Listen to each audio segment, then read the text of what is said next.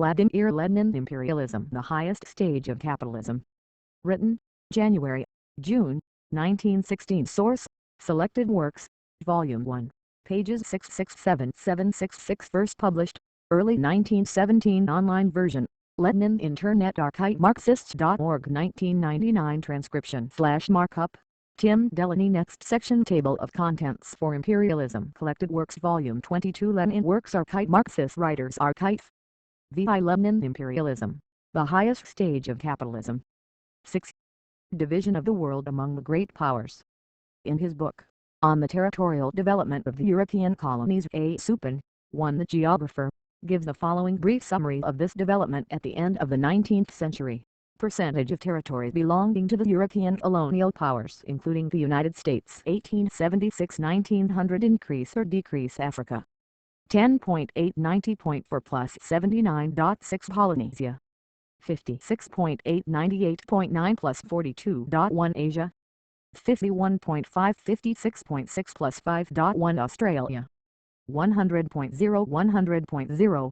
America, 27.5 27.2 0.3. The characteristic feature of this period, he concludes, is, therefore, the division of Africa and Polynesia. As there are no unoccupied territories, that is, territories that do not belong to any state in Asia and America, it is necessary to amplify Supin's conclusion and say that the characteristic feature of the period under review is the final partitioning of the globe. Final, not in the sense that repartition is impossible. On the contrary, repartitions are possible and inevitable, but in the sense that the colonial policy of the capitalist countries has completed the seizure of the unoccupied territories on our planet. For the first time the world is completely divided up, so that in the future only redivision is possible, i.e., territories can only pass from one owner to another, instead of passing as ownerless territory to an owner. Hence, we are living in a peculiar epoch of world colonial policy, which is most closely connected with the latest stage in the development of capitalism with finance capital. For this reason, it is essential first of all to deal in greater detail with the facts, in order to ascertain as exactly as possible what distinguishes this epoch from those preceding it, and what the present situation is. In the first place, two questions of fact arise here. Is an intensification of colonial policy, a sharpening of the struggle for colonies, observed precisely in the epoch of finance capital? And how, in this respect, is the world divided at the present time? The American writer, Morris, in his book On the History of Colonization, made an attempt to sum up the data on the colonial possessions of Great Britain, France and Germany during different periods of the 19th century. The following is a brief summary of the results he has obtained. Colonial possessions. Year Great Britain, France, Germany. Area 0,00000 square meters. Pop 0,00000. Area 0,00000 square meters. Pop 0,00000. Area 0,00000 square meters. Pop 0,00000. 1815 to 30. 126.40.0 to 0.5. 1862.5 145.10 0.23.4. 1887.7 267.9 0.77.5. 1899 9.3 309.03.7 56.4 1.0 14.7. For Great Britain, the period of the enormous expansion of colonial conquests was that between 1860 and 1880, and it was also very considerable in the last 20 years of the 19th century. For France and Germany this period falls precisely in these 20 years. We saw above that the development of pre-monopoly capitalism, of capitalism in which free competition was predominant, reached its limit in the 1860s and 1870s. We now see that it is precisely after that period that the tremendous boom in colonial conquests begins, and that the struggle for the territorial division of the world becomes extraordinarily sharp. It is beyond doubt, therefore, that capitalism's transition to the stage of monopoly capitalism, to finance capital, is connected with the intensification of the struggle for the partitioning of the world. Hobson, in his work on imperialism, marks the years 1884 to 1900 as the epoch of intensified expansion of the chief European states. According to his estimate, Great Britain during these years acquired 3,700,000 square miles of territory with 57 million inhabitants.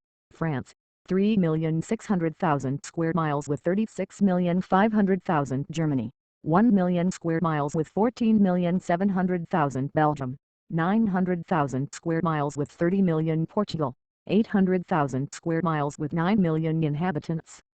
The scramble for colonies by all the capitalist states at the end of the 19th century and particularly since the 1880s is a commonly known fact in the history of diplomacy and of foreign policy. In the most flourishing period of free competition in Great Britain, i.e., between 1840 and 1860, the leading British bourgeois politicians were opposed to colonial policy and were of the opinion that the liberation of the colonies, their complete separation from Britain, was inevitable and desirable. M. Beer, in an article, Modern British Imperialism 3 published in 1898, shows that in 1852, Disraeli, a statesman who was generally inclined towards imperialism, declared, "The colonies are millstones round our necks." But at the end of the 19th century the British heroes of the hour were Cecil Rhodes and Joseph Chamberlain, who openly advocated imperialism and applied the imperialist policy in the most cynical manner.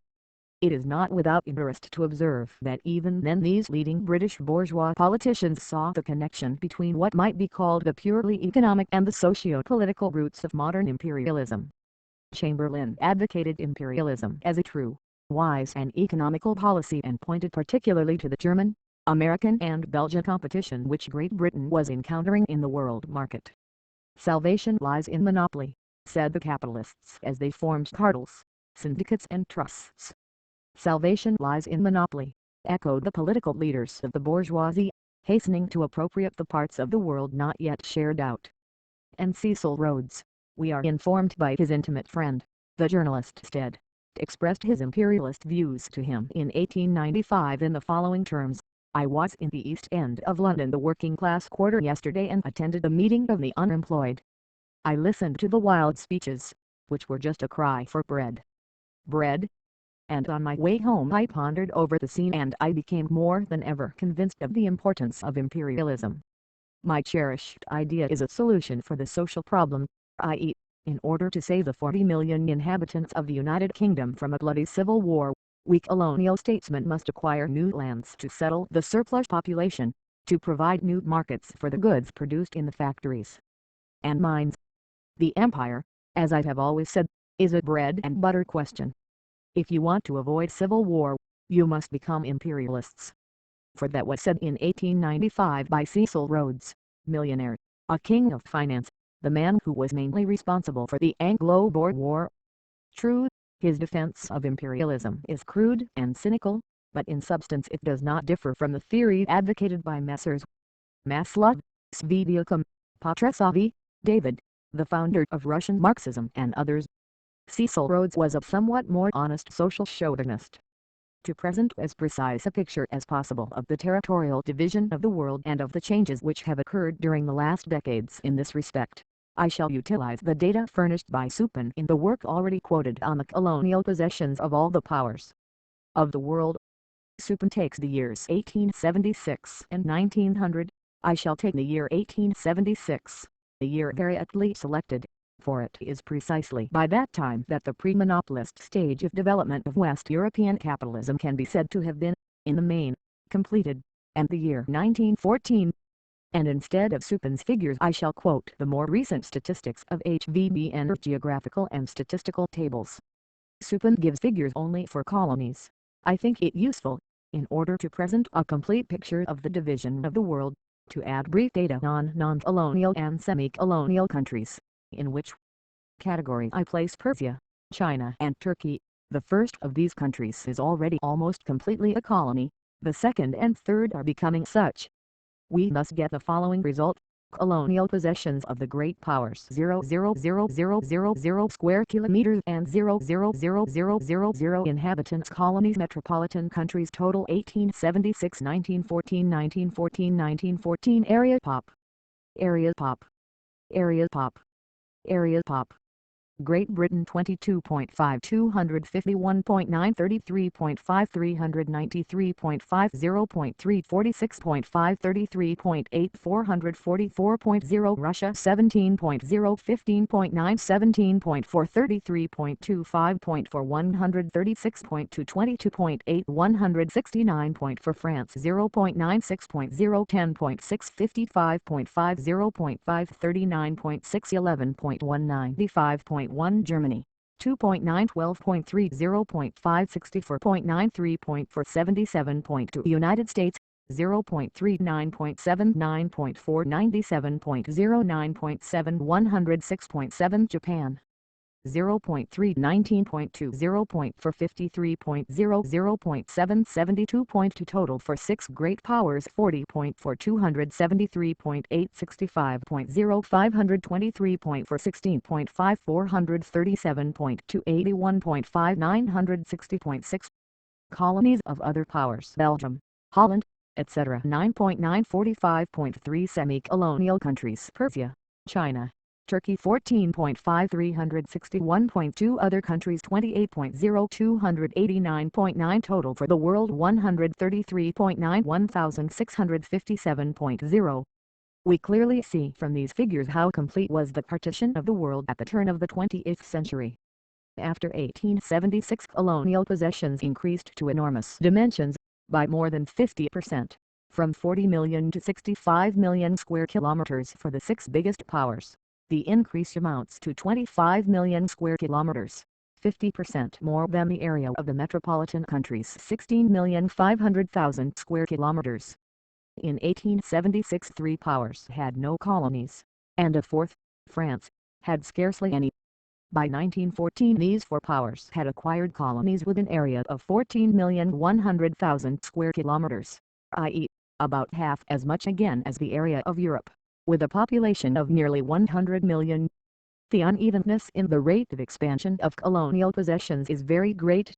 If, for instance, we compare France, Germany and Japan, which do not differ very much in area and population, we see that the first has acquired almost 3 times as much colonial territory as the other 2 combined.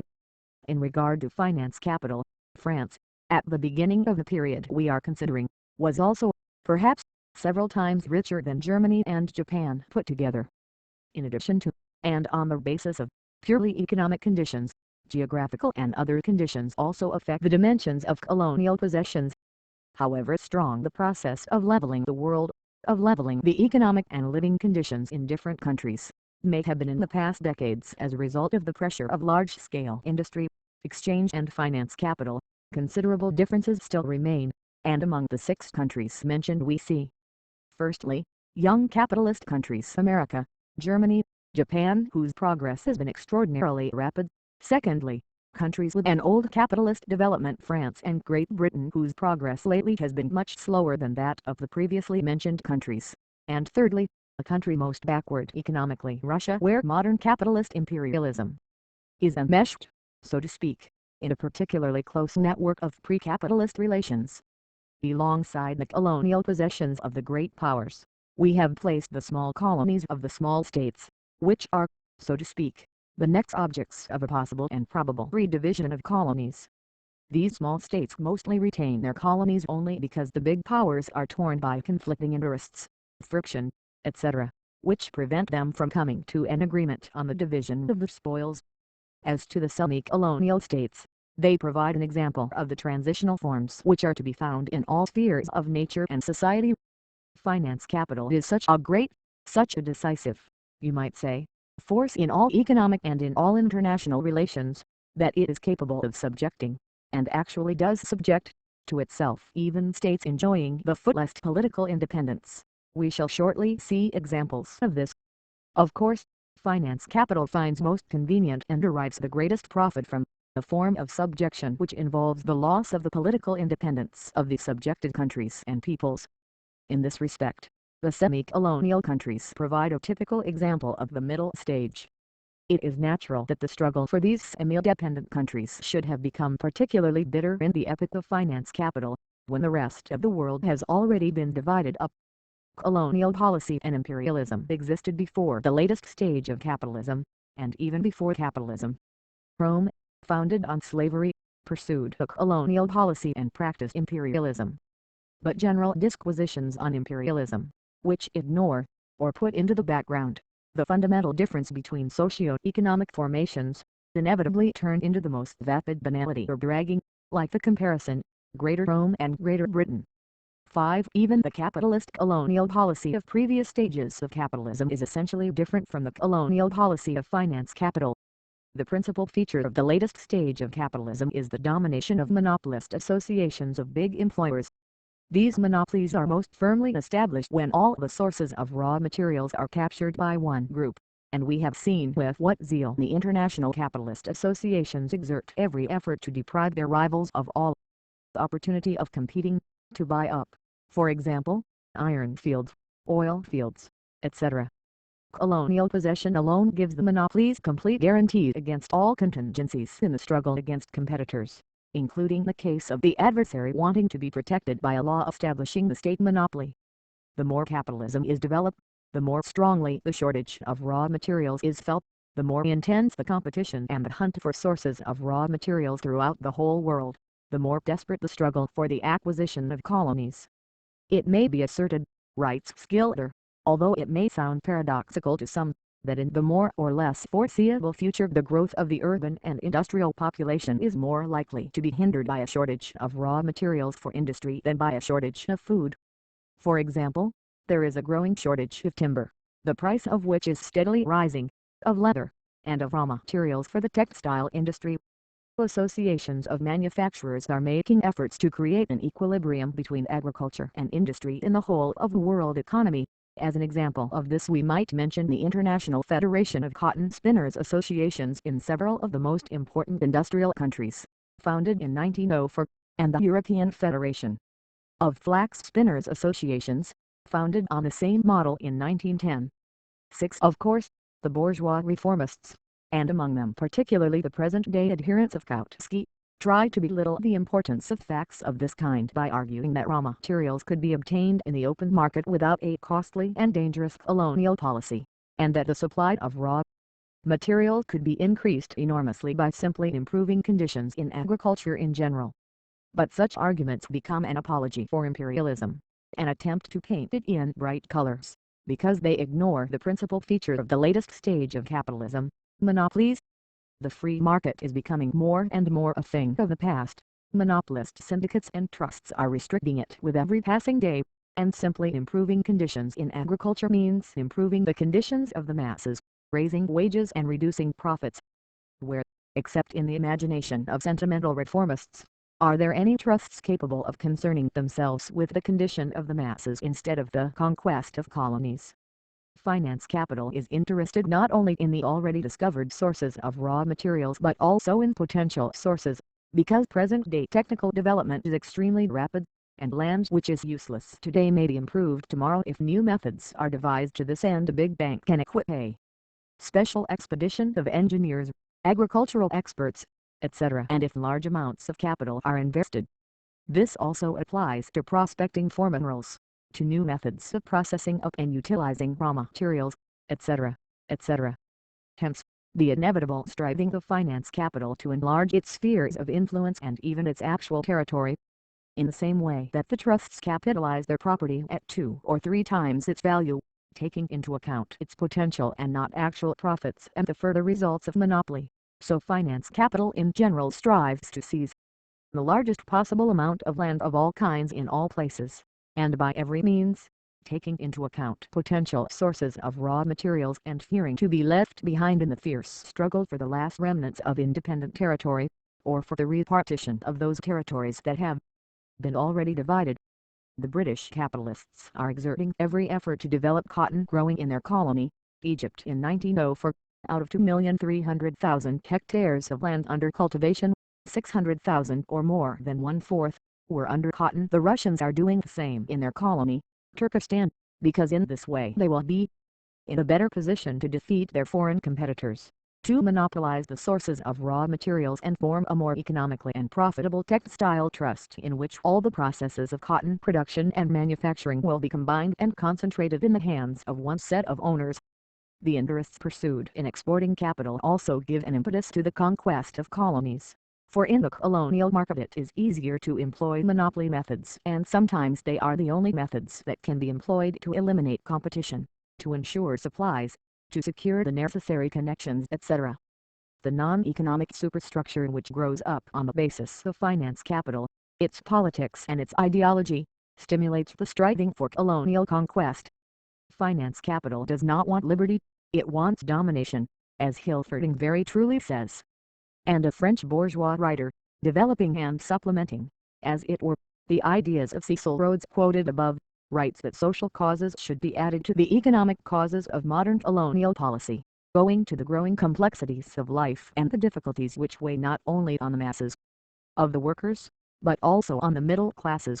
Impatience, irritation and hatred are accumulating in all the countries of the old civilization and are becoming a menace to public order. The energy which is being hurled out of the definite class channel must be given employment abroad in order to avert an explosion at home. 8. Since we are speaking of colonial policy in the epoch of capitalist imperialism, it must be observed that finance capital and its foreign policy, which is the struggle of the great powers for the economic and political division of the world, give rise to a number of transitional forms of state dependence. Not only are the two main groups of countries, those owning colonies, and the colonies themselves, but also the diverse forms of dependent countries which, politically, are formally independent, but in fact, are enmeshed in the net of financial and diplomatic dependence, typical of this epoch. We have already referred to one form of dependence, the semi-colony. An example of another is provided by Argentina. South America, and especially Argentina, writes Schleiermacher in his work on British imperialism, is so dependent financially on London that it ought to be described as almost a British commercial colony.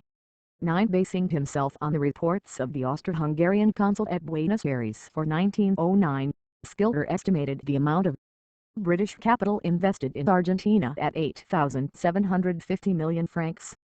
It is not difficult to imagine what strong connections British finance capital and its faithful friend, diplomacy thereby acquires with the Argentine bourgeoisie, with the circles that control the whole of that country's economic and political life. A somewhat different form of financial and diplomatic dependence, accompanied by political independence, is presented by Portugal.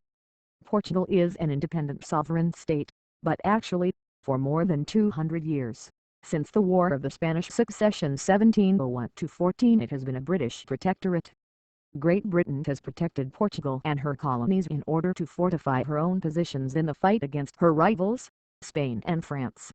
In return, Great Britain has received commercial privileges, preferential conditions for importing goods and especially capital into Portugal and the Portuguese colonies, the right to use the ports and islands of Portugal, her telegraph cables, etc., etc.